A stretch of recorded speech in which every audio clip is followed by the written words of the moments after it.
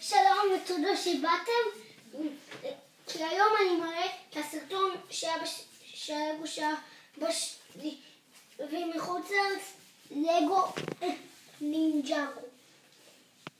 טוב, בואו נתחיל עם הדמות הראשונה שלי, שאני רוצה להתחיל איתה, שבטח אמורה להתחיל. הדמות הראשונה היא קייל, מאסטר האש, שהוא יכול לעשות אש, אבל יש לו חרב. זה האחורה שלו. טוב, בואו נתחיל עם הדמות השנייה שלי.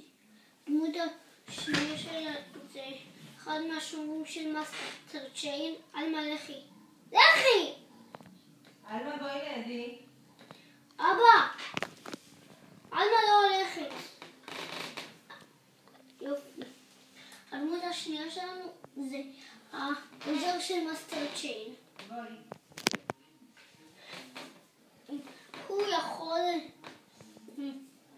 הוא יכול, איך קוראים לזה? יש לו כזה סכינים שהוא יכול לשבור דברים. די, אלמה! בואי. טוב, יש לו כזה עצם, שאולי חמור היה אוכל את זה. או הכלב שלו. טוב, בואו נראה את הדמות הבאה. רואים הוא כל הזמן. אבל למה זה קפץ? אל תתייחסו לזה.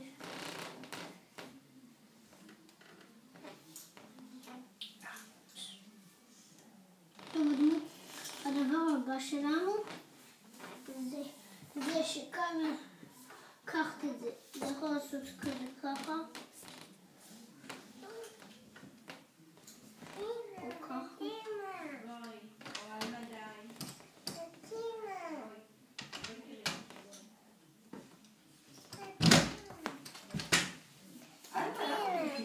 די, אלמה! אל תתייחסו לזה. אלמה! סליחה, בואי פה. הוא יכול לעשות כזה ככה. את זוכרת מה אמרתי לך לגבי התנהגות? די, אלמה! בסדר.